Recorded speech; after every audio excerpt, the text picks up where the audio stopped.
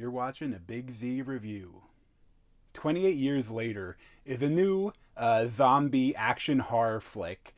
And not only is it like the best piece of zombie media I've seen in a while, it's honestly one of the best like reboot sequel that I've seen, like maybe ever. Like it's an absolutely beautiful film, which is kind of funny to say for a zombie flick, but I mean it's amazing. There were so many dead. Infected and non-infected alike. You know, I feel he's a bit young. He's ready, Jenny. 7, 6, 11, 5. Once you walk onto that mainland, there's no rescues. Moving up and down again. No. So this is directed by Danny Boyle, who directed the original 28 Days Later and 28 Weeks Later, and this is written by Alex Garland, and it mainly stars Alfie Williams in his debut role as Spike, and this is really his story. Like this is a coming of age tale in a zombie apocalypse. Except it's so interesting in this one that like they reveal that the rest of the world has kind of moved on, and it's just the UK that's completely quarantined. Like it's so interesting. This one character from Sweden reminded me of Love from the H3 podcast. Him and a couple group of soldiers get like crash their quarantine ship on the island, and that you get more a look at what the outside world is like, and it's just normal. But at the same time, like Alfie Williams Spike, he does not have any like knowledge of the world.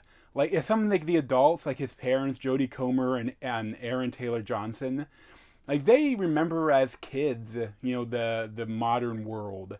But for Spike, there is no world other than the zombie apocalypse. And I love this that like it reminded me like in the UK, like back in the Middle Ages, like they had to like all of the peasants, they had to have this like I think on every Sunday they would go and practice archery. Like the king demanded that they had to practice archery, and that's why they won like the Battle of Agincourt, was because they had all of these archers that had been practicing since childhood, and they could like pull back a 150-pound bow and launch it at the Frenchmen. And this like they use like the direction of this is very interesting. Cinematography is amazing, and like they put in images of like of different like of movies from that time period, and like they also at the time they have like from like the World War II. Like then from the trailer stuff, the boots from Kipling, like they actually have that in the movie, and it's just such an amazing film. And when they do some of the kills, of the zombie kills, like they're so like slow motion. Remind me of like the Fallout, like when you kill someone they explode, but the whole thing is that you have to shoot them in the neck or the heart. Like it's not important to shoot them in the head, or there definitely are some headshots. But like it's just like it's a lot of action, but so much heart, because like Alfred Williams, like he's going on this first journey to get his first zombie kill, but then like when he comes home, like he can't really celebrate because his mom is like deathly ill with like she can't like her memory keeps going in and out, and she can't leave her bedroom. But like while he's out there, he sees this fire off in the distance. And then he asks like some people when he comes home, and they're like, "Oh, that was a doctor that we came close, and it hit with a wave of death, a smell of death. He's crazy. You can't don't mess with him." But he thinks that that's the only chance he has to save his mom. So then there's like two journeys. The first journey is a shorter one that's going into and getting his like first kill. But then he has to go out with his mom now, and he has to brave the off of his little isolated island he's on and go into the mainland, or the main UK mainland, still island, and experience and try to save his mom. And it's so interesting what they do with like the different like advancement of zombies, because they're still like they're not the dead. They're like it's like a rabies virus, a rage virus.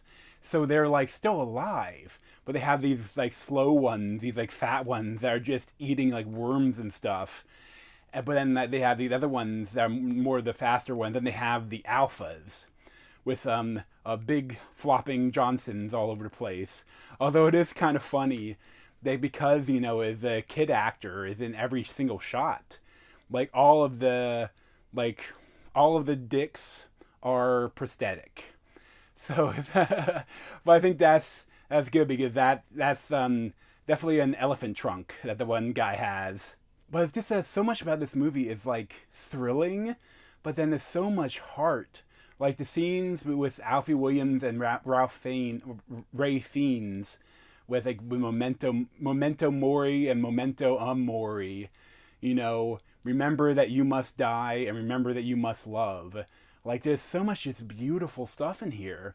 And the whole filmmaking is so interesting and different. Like they filmed with like a lot of iPhones and have like 20 iPhones in a range so you get like the different kill shots and different shots of the zombies. And there's mixture of night vision and different stuff, and there's so much. It's like almost like an experimental filmmaking in this like summer blockbuster, and it's just fantastic. Like I absolutely love it. I probably give like a 9.25, 9.5 out of 10. But thanks for watching. If you want to see more of me, you can subscribe down below. Thanks.